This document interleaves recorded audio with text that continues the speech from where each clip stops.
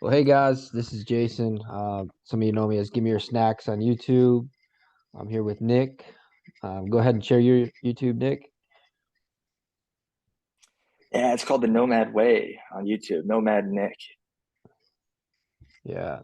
So it's a pleasure to get on with you, Nick, and kind of just chat and just share with people our stories and how we got connected, and yeah, just go from there, man. Share some things about ourselves and our stories. So, uh, go Absolutely. ahead. Excited to do it. Thanks for sharing some of your time, Jason. Um, I guess I can kick things off.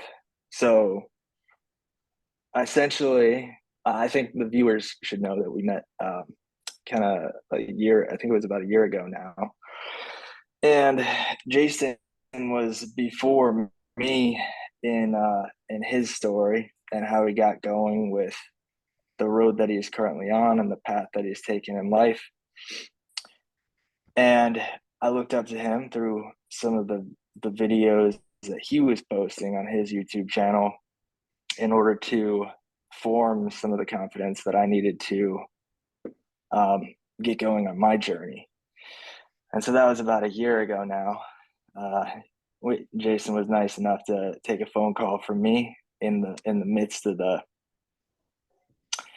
struggle and kind of talk some sense into me from someone that had that experience. And so I'm from Indiana. That's where I grew up and moved around a few places. I'm in Texas now. But when I was in Indiana growing up, um, I lived next to someone who would become my best friend for a while in my youth years. And our households were starkly contrasted in a sense that my family was very conservative, and the next door neighbor family was pretty like had more anything goes rules. And so I think I was drawn to that. I liked in my teenage years through high school going and drinking over at the house and smoking weed and doing all the things that my parents would never want me to do. Um, and so just being kind of a troublemaker. When I went down that road, I was hanging out with just what you would call not the best group of influences at that age, and so got into quite a bit of trouble um, while I was young, and like I would. One of the reasons I've always been sort of a nomad. To give you some context on the name here, is I've uh I've always kind of like I snuck out a lot when I was in my youth to go and hang out and drink and smoke, and even when I was at that age going to like music festivals, I would stray away from the group and just go like talk to random people and like and as I got older, um I mean, I would like in college, I would still stray away and go do my own thing. It was just a weird thing that encompassed my life. And I think part of that was because I was always trying to find people to talk to because inside I wasn't fulfilled. And I was trying to fill myself up with substances. And as I got older, though, and we'll just skip to, I'll just for more context on the name, is just I found that you like you can go your own way in life, and sometimes you have to, because if you don't, then how are you going to find yourself? There's one thing that I found in my life that if you're hanging out with the wrong people, if you know in your heart that you're not on the right track, then sometimes you have to go alone and find yourself and create new groups and new Mm. influences, and maybe you influence others, as part of that. Maybe there is no one at first, and maybe you're the guy that's Yeah. influencing others. Um, so I guess back to the origin story, I'll skip on to that was kind of high school. I had a lot of acne. I was very self-conscious. I wanted to fit in. Hmm. And so I did a lot of the things that I shouldn't have. And into college, same thing. I got into some legal trouble in college for drinking.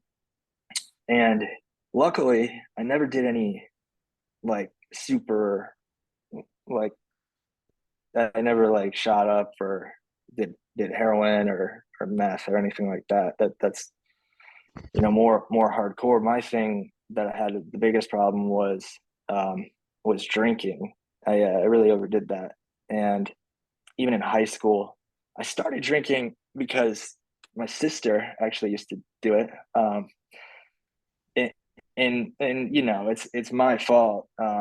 Not trying to place any blame on my sibling at all. Oh, for sure. But it was easily accessible, and my sister was getting to the age that she should, that she could, that she was legally allowed to, and I wasn't yet. And it was easy to get a hold of it, I guess. And also, my parents also had alcohol in the house, so I used to drink, on weekdays, at night. I used to drink on the weekends, just too much. I used to drink by myself. Um, and and it got to the point where even the house next door, like all those friends that I was hanging out with, it was a running joke because I was never sober. It was just like, oh, um, Nick's drunk again, like, of course, you Hmm. know. And so enough was enough, even with those friends, that I had at that time, and they kind of cast me out after I got into trouble, legal trouble. Nobody was there anymore, and that was a big smack in the face for me, because then I had no one, and I was still in all of this misery, and I was by myself, and so no one likes that. Misery loves company. um, and so yeah, I mean, moving on to like college, I mean, this was all like intertwined. The high school and college years for me were all pretty similar. I made a lot of mistakes. I think my saving grace maybe was my best friend, even now, today. He, believe it or not, and so he actually, like my freshman year of college, I was at an what is it called, like an orientation party for new students, and he came up to me randomly. It's something I would never do. I would never, like, at that age, at least when I was a freshman in college, never go up to somebody and just introduce themselves and try to be your friend. And he did that, and so I had a good influence from him in college, actually. Even when I was still hanging out in college with people that I shouldn't be, and partying and whatnot, he was always there to be the good influence, even to today. So I had him pull me up, I feel like. um, and then, like, let's see, after college, I got a job right away as a salesperson, and I traveled the country. I thought it was a good experience on the professional front. And I think at a certain point, I think it was like maybe like 2 years after college. I can't remember exactly I was like 23, um, or 20. Yeah, I think it was 23. And I started dating this one girl that I met, and she was pretty religious. She was a good influence on me too. So I feel like throughout my life, I've had saving graces, even though actually either one is not in my life to the fullest degree anymore. It's not like it was. My best friend, who I was talking about, that's still sort of kind of talk. It's not the same, because it's not the same when somebody has, a wife and has a kid to take care of anymore. Yeah. But I think I'm lucky in that regard. And I'll stop there, and we can hear a little bit about, or if you have any questions, maybe Jason's story, and then we can go on to kind of where I was a year ago and what I was going through, and where I am now, if that's okay with you. Yeah, yeah, that's fine. Yeah, that's good. It's good to have that background just so we both and other people can understand where we came from, right? So, um, yeah, I can relate a lot to your story. I grew up in a trailer park with lots of just people that kind of just did whatever they want as well, kind of like your neighbors, you know. And my growing up as a young kid, my parents, there wasn't much rules. I could do whatever I want, really. I mean, we had rules like, don't stay out at late, and but I could listen to whatever music I wanted. I could watch whatever I wanted. My dad was a hippie in like a rock band, and so, we didn't have much. It was kind of free flowing household until I was like 10. And then my dad decided to like kind of turn his life around.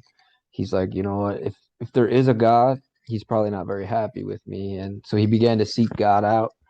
And then so my dad quit. He quit partying, he quit smoking weed, quit drinking. Uh, and so my house changed. And I liked it. I saw like structure in our house, and um it was just, a lot more life and just better vibes in the house. And but because of the environment I grew up in, I grew up seeing drinking, smoking, all that. Like it was normal to me. Um, and even my environment, man, like it looked like the cool thing to do to party, to drink, to smoke. And even though like I kind of got introduced to God and the Christian um, realm, I it didn't look fun to me. I was like, you know what, God, like I believe in you, but I want to have fun right now, and I don't think I can have fun and you know basically have a relationship with a relationship with you at the same time. So I like just went my own way, and began smoking weed when I was 14, drinking when I was 14, and just kind of just went that way, and then got caught a few times, and then so I would get drug tests from my parents, then I would drink more, and then when I wouldn't get drug tests, then I'd start smoking weed more again, and occasionally dabbling in like painkillers or mushrooms or cocaine. um and later on in my life, started selling weed, because I figured I don't want to pay for it, I just sell it. And so began to pick up more, began to sell pounds, um, began to even start selling cocaine for a little bit there as well. And then, I kind of always knew better to get like hooked on painkillers. Like I knew like, okay, that's something you don't want to do, right? Um, the cocaine thing, like, it never really, I mean, it got out of control a few times, but it just made me feel so miserable where I kind of had to stop because the come down is just ridiculously bad. Um, but yeah, eventually, I'm kind of doing my own thing, whatever. I find myself addicted to painkillers, and um, my life's a mess. I'm kind of losing confidence in myself. Like, um, these things that were fun were no longer fun. I'm just like a slave. I'm like in bondage to all these different substances, and my life has no fruit in it. I'm basically just using to feel comfort or not to feel pain, and uh, eventually, like I started kind of seeking God When out did you come again. to that realization? Well, a big one was in 2013 when I got a DUI.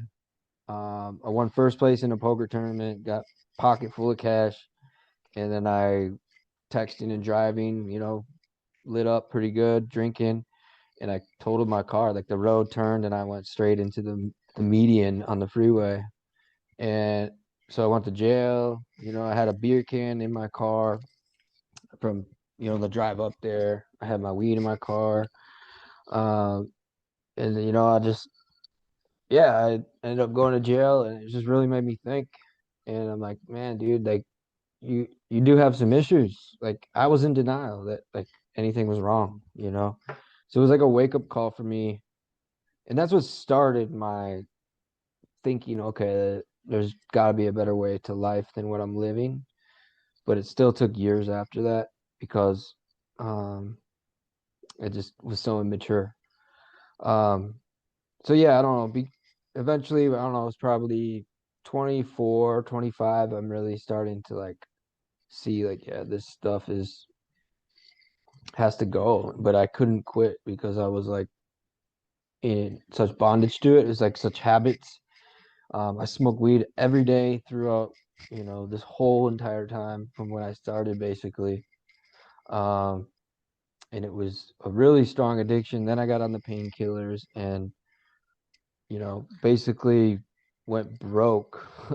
Um, I had I had investments, I had like 30,000 of investments, took all that out to support my life and habits and took a loan out, got into debt. And yeah, obviously I couldn't maintain that addiction. So I switched to Suboxone and then that's where I got introduced to Kratom, was to get off the painkillers, get off the opiates.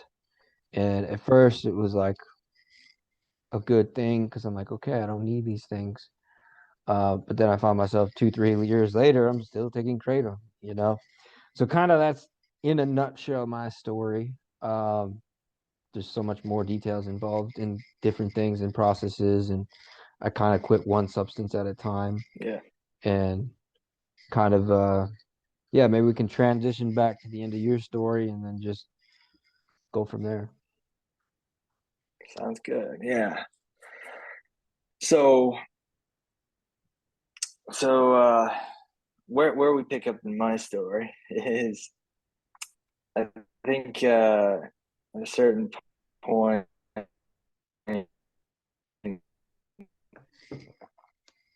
well, okay.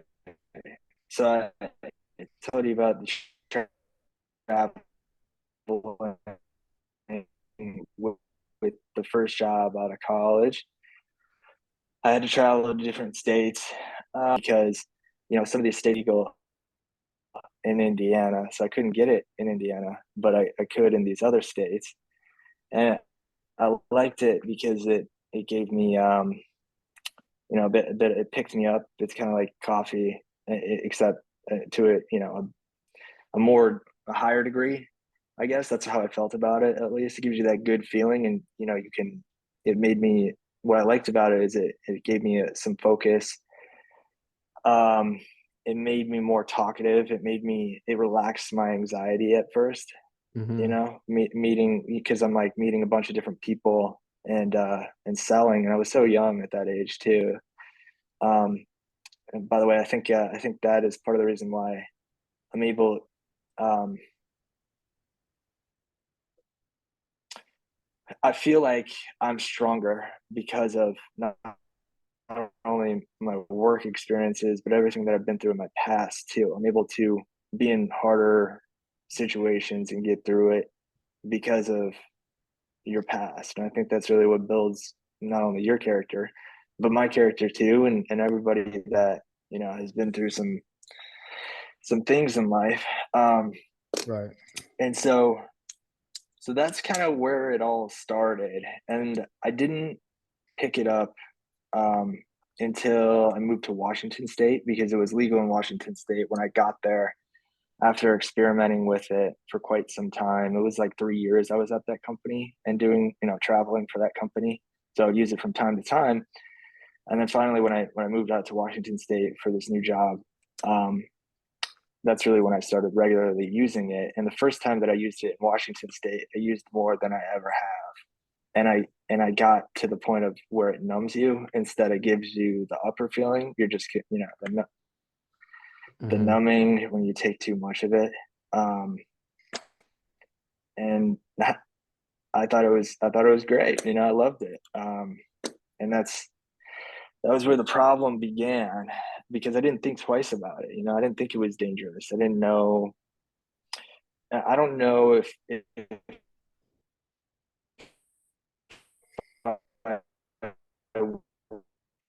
would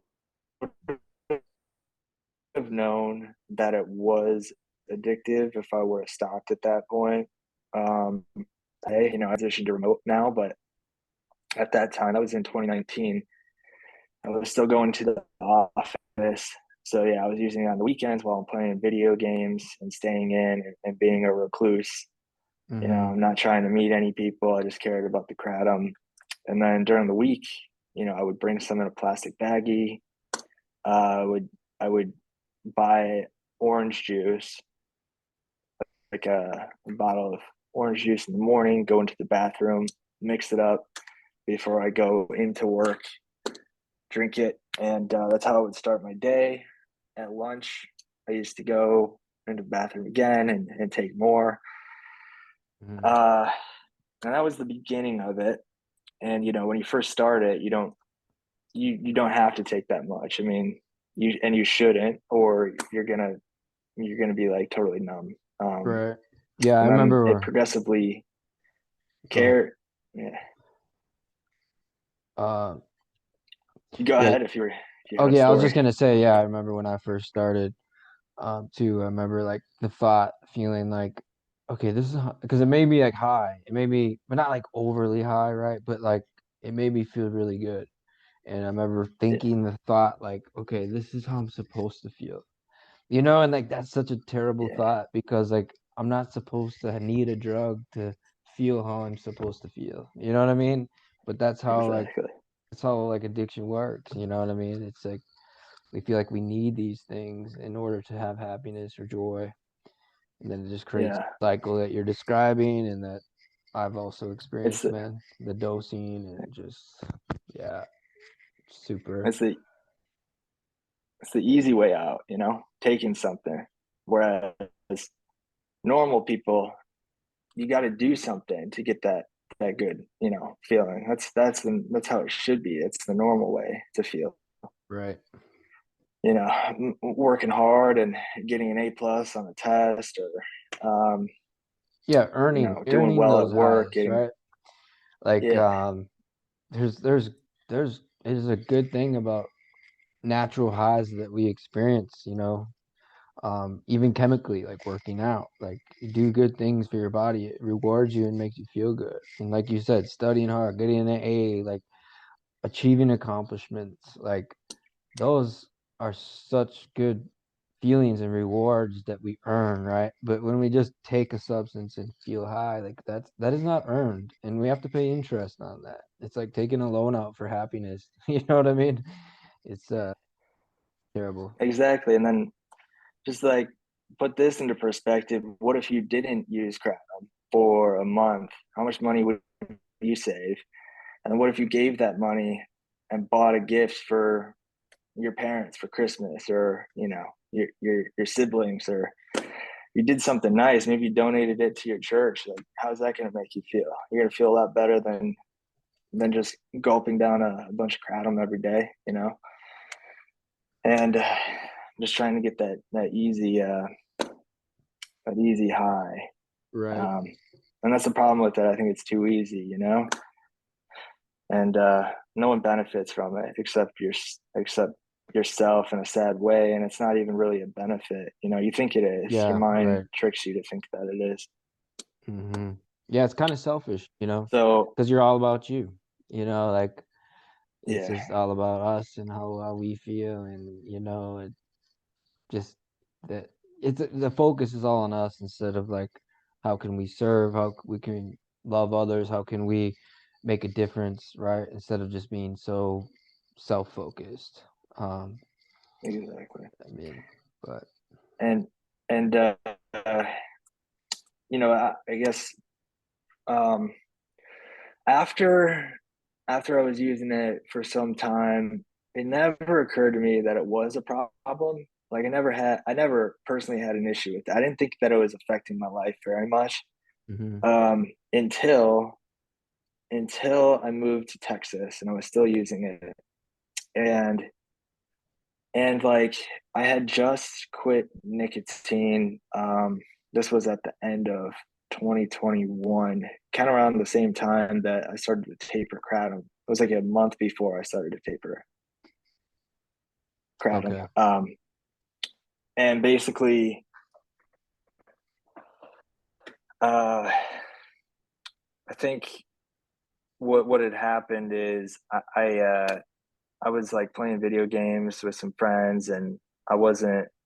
I came to the realization that I wasn't really going anywhere in life. Like I was still thinking about me most of all, and my parents came to visit, and um, it was at a point where I ran out of kratom actually at that specific weekend that they were visiting, and I started to get withdrawals because in my mind I was like, whatever, I'll just wait like a day and then I'll go buy some when they leave. But I started to get bad withdrawals and I couldn't take it. It was like the flu symptoms, and so they went back to the hotel just to like change. I think we were going to go out to dinner or something, and so I ran out to the store and got more kratom, and that's when I realized like, whoa, something's wrong Right. here, and I started to research it, and that's when it occurred to me not only the physical withdrawals, like this is a bad problem, but just the social implications of using this substance in my life and what that's doing to my life. I couldn't take it anymore.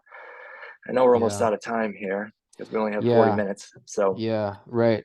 But yeah, I'll kind of just relate to that last point you made, and then we can kind of wrap this session up, and we'll take over in a part two here. Um, but yeah, man, that's when I realized too, okay, when I tried to quit or try to go a certain time without it, I I would get like major withdrawals, major like kind of anger, rage, like anxiety. And I'm like, this is not good. I'm dependent on this. And I know there's many people that think kratom is not addictive, and it's maybe it is for their case. There's some cases where people have more self-control or things are just less addicted to them, but anything can be addictive, really. You know what I mean? Some people are addicted to TV, sugar, whatever it might be. And I think we yeah, have to be careful when we say something is not addictive, right?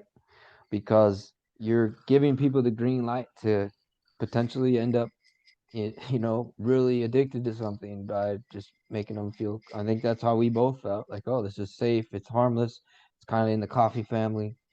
But we find mm, out later, there's major withdrawals to this and major side effects to it as well that we can maybe get into on this next video.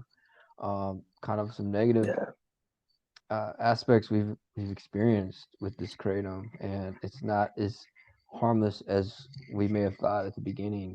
So that's kind of what we want to share hmm is just like our stories, help other people get free, help other people not make mistakes we've made.